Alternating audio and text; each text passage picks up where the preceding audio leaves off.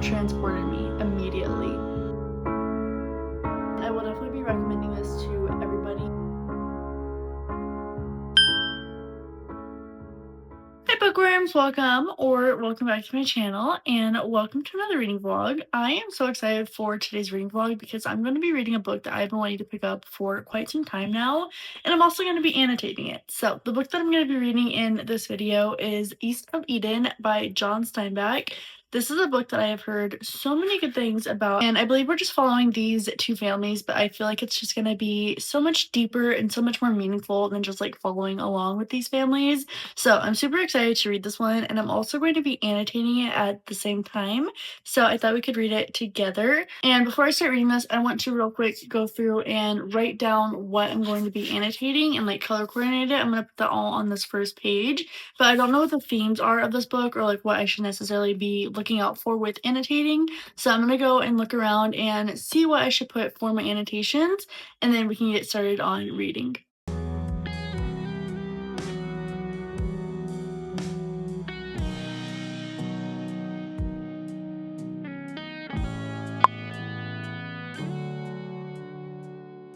Okay, right away, I feel like I'm gonna be so immersed in this book because the writing, like right away, like transported me immediately. So,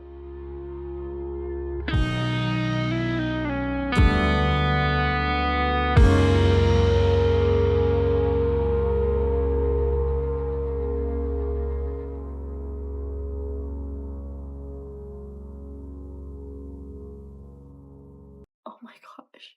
You can boast about anything if it's all you have. Maybe the less you have, the more you are required to boast.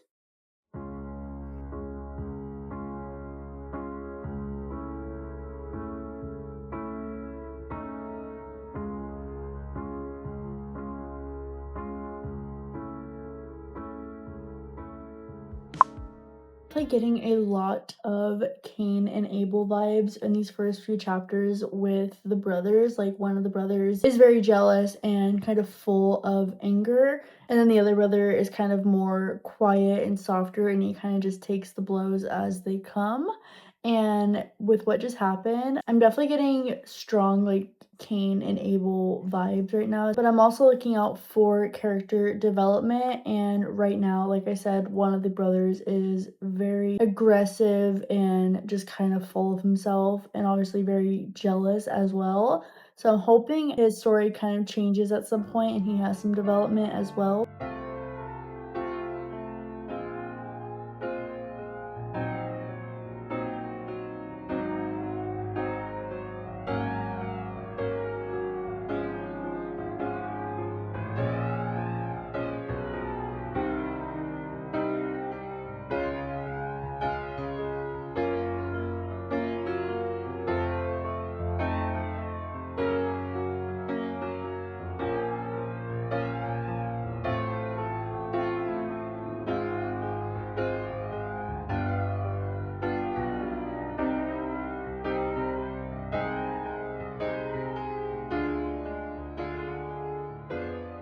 Okay, it is time for a reading update because I am finally halfway through East of Eden. It has taken me a minute to get here, I'm not gonna lie. I don't even remember the last time that I updated this reading vlog, but I just hit chapter 25, so I thought we could talk about my thoughts so far.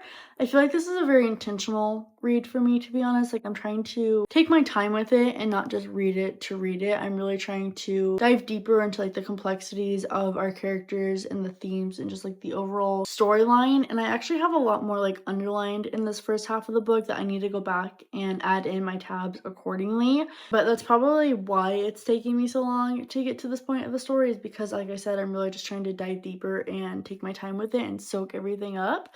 But so far, I'm really enjoying it. The character and family dynamics are what's really pulling me in, to be honest. So it is definitely very character driven, but honestly, in like the best way possible. Like, I already love a character driven story, but this is done in like the best way possible because we're getting so much like depth and insight to so many characters. Like, everybody feels so layered and so real, and like nobody feels like just inherently a good or bad person in this story. I feel like the way that this author has written these characters, he's really stripped back, like, all the walls that like fiction can put up with characters, and like these are just like real people in my head. And even when like I don't disagree with them, like usually I can understand like why they're doing what they're doing or why they're acting the way they're acting, except for Kathy. I'm a little confused about Kathy. Like she's definitely a big mystery to me with the way that she does things and like why she does things. I haven't really like figured out all of her character yet. Like I just don't understand why she's done some of the things she's done. Like that's a character that I don't really understand, to be honest, but at the same time like she's definitely a big part of the story as well. I just don't understand why she does the things that she does. And it makes her a really hard character to root for because of what she's doing. But I do love the way that Steinbeck doesn't reduce anybody to simply being good or bad. So I'm definitely enjoying getting to know our characters and all that. But there's also been some bigger themes that I've noticed as well, like family dynamics, identity, and just like how our choices not only affect our world and like our life, but also like others around us and like our family. However, I feel like it's been woven into the story very well, and I really appreciate that. But there's also like heavy Cain and Abel symbolism and like themes in the first half of this book because two of our main characters, they are brothers and they do not have like the best brotherly relationship. They're not always on like the best talking terms or anything. So definitely like heavy Cain and Abel symbolism. And literally there was a point where I couldn't even pick this book up without hearing the song Willing and Able by Noah Khan.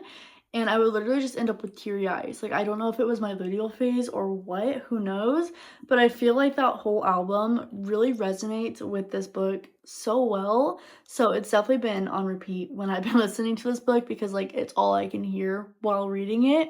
Which honestly, no complaints here. I absolutely love that album and I feel like it is a masterpiece. But for now, I honestly just wanted to go back and add in my annotation tabs accordingly. And then I also wanted to make a character map because I plan on giving this book its own spread in my reading journal. And like I mentioned, we are following two different families. So I thought a reading map would be helpful and just a fun thing to put in my reading journal as well. So I'm gonna go ahead and do my annotations and make my character map, and then I'm gonna jump back into reading. I will come back to you whenever I have any more thoughts or any more updates, and I'm also gonna try and capture more of my reactions as well. I read a lot of this book at night, so I'm gonna try and read it today during the day so that I can actually get some of my reactions for reading this.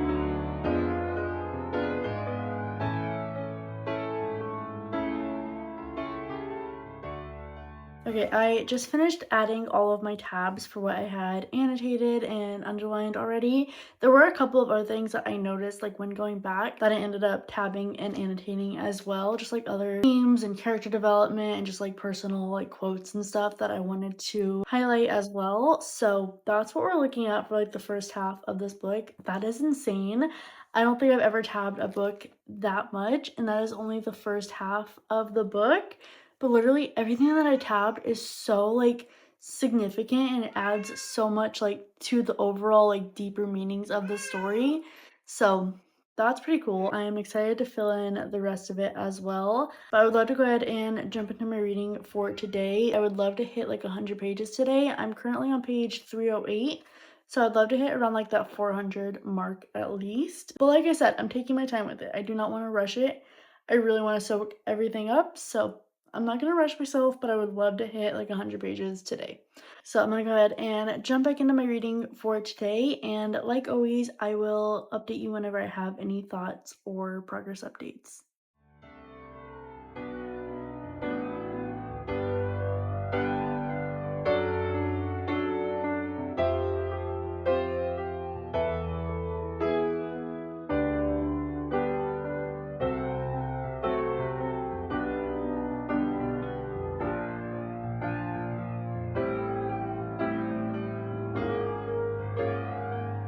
I have about 150 pages left of East of Eden. I do honestly plan on finishing this book out today. Mostly because I haven't been able to put it down since last night. Last night I got to part 4, and I've really just been wanting to finish the book ever since because I'm really enjoying, like, the second half of this book. I feel like our focus has really shifted towards mostly Adam and his boys. We did focus on the Hamiltons for a little bit, and I feel like we're gonna bounce back and forth between the Hamiltons and Adam and his boys still, which I'm really enjoying both stories for, like, both families as well. I feel like they're really intertwined well because I believe they're neighbors, but, like, they both just, like, fit the story so well, and there's, like, so much there. So, yeah, I'm really enjoying it. I'm really loving to see, like, the difference in how Adam and his brother were brought up compared to how Adam is raising his boys, especially with their mother not being in the picture. So, I'm really enjoying it. I'm finding the writing to be beautiful. Like, I really did not think the writing was gonna be this lyrical and like a classic book like this, but I'm like feeling so many types of ways with this book. I do need to go back and add in my tabs once again. I just have a bad habit of underlining something that I think is important or that just speaks to me and then not really tabbing it in the moment. So I definitely want to go back and tab all of that once again according to the themes that I picked out in the beginning. But I am so excited to finish this book. I have no idea which direction it's gonna go. I'm really hoping that there's no more deaths because now I'm like so attached to like these core characters right now, especially Lee. I have about 150 pages left, so I don't know if that's asking for too much, but I would really just hope that nobody else dies in this book. But so far, I'm really loving it. If you can't tell, I just feel like it's speaking to me on so many different levels. And so there's just so many beautiful quotes. I'm gonna go ahead and jump back into reading, and hopefully I end up finishing this book today, and then we can have our final chat about it.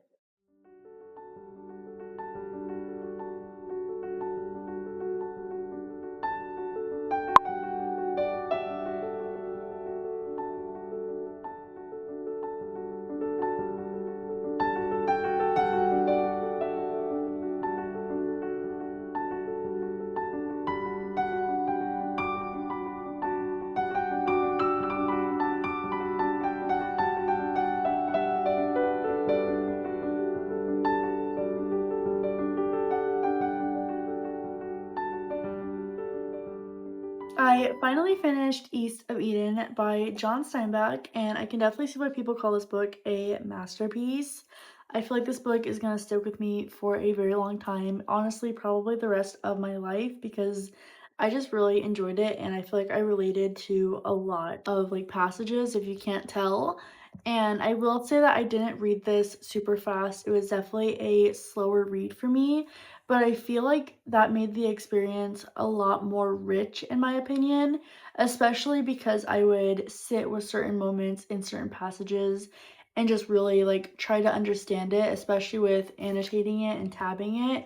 I really wanted to understand what I was reading and like the overall message and themes in this book, and also just like what the author was trying to say in certain moments. And I feel like that just made me appreciate it so much more, and I really just enjoyed all of the themes, all of the philosophical moments, the biblical symbolism, and the character development. And most of these characters, there was so much character development. But at its core, it is a multi-generational family saga set in Salinas Valley, California. And we're actually following two families whose lives are deeply intertwined, not just in like community because they're neighbors, but also just in like the parallels in themes and symbolism in the story as well. I feel like they were deeply connected in more than one way. But the story is full of love, jealousy, identity, forgiveness, and most importantly, the choices that we make. I feel like the choices that we make was a really big theme throughout the entirety of this novel, all the way up to the very end. And it also has a lot of Cain and Abel symbolism as well, like a parallel between the characters in this book and the story of Cain and Abel, which, if you don't know that, it's a story in the Bible where one brother basically is jealous of the other brother and he ends up murdering him. So there's a lot of parallels to that story in this book as well. However, I feel like the symbolism was woven into the story in a phenomenal way because I feel like he did just such a good job at maintaining like the character's individualness while also keeping the symbolism and the parallels to the Cain and Abel story. But at the same time, it still felt like incredibly timeless and a very realistic human feel. I will say that it was also very character-driven, but in the best way possible. All of the characters felt so complex and so layered and just so like human and so real. And we also really get a lot of perspective and introspective moments in a lot of characters. Like we get a lot of inside thoughts to a lot of the characters. And there were honestly so many moments where I found myself either stopping to annotate at something that somebody is saying or thinking, or just like thinking back on certain passages or certain moments that really carried a lot of weight and a lot of meaning. Because I feel like the writing in this book was so beautiful and honestly quite lyrical, but it did not feel like pretentious. It did not feel like it was trying to do too much, and it just flowed really well, and like everything was just written so beautifully. I connected to a lot of the writing, even if it's not something that I've like experienced myself. It's still like writing that really makes you feel what the characters are feeling and experiencing, which is my favorite type of writing. So I really enjoyed it and I really appreciated the writing. I feel like the descriptions of the Salinas Valleys was so alive and so beautiful. Like it really just painted this really beautiful picture in my head. Like the setting felt so alive. This book was just beautiful. I feel like it's really gonna stick with me for a really long time. And there were so many good themes and messages and just like quotes in this book that I absolutely loved, and obviously you can see how much I marked it up. So by no surprise, I did end up giving East of Eden 5 stars, and I would honestly recommend it to anybody and everybody. I don't think I'm gonna be able to shut up about this book for a long time. Like I'm literally gonna be recommending this book to everybody in the foreseeable future because I absolutely loved it. So 5 stars, masterpiece, if I shall say so myself, and definitely worth the hype. But that does bring us to the end of today's reading vlog. I honestly had such a wonderful reading experience with this book. I wish I would have got more reactions while I was reading it. I just tend to read a lot at night, and that's what I ended up doing with this book. So I feel like I didn't get very many reactions as much as I wanted to anyway, but overall, I really loved it and I'm really happy with this reading experience. So let me know if you read this book or if you plan on reading it. You better plan on reading it because it is phenomenal. Like everybody needs to read this book. So you better let me know that you're going to be reading this book soon. Otherwise, thank you so much for watching and I hope you enjoyed today's video. If you did, don't forget to like, comment, and subscribe, and I'll see you in my next video. Bye!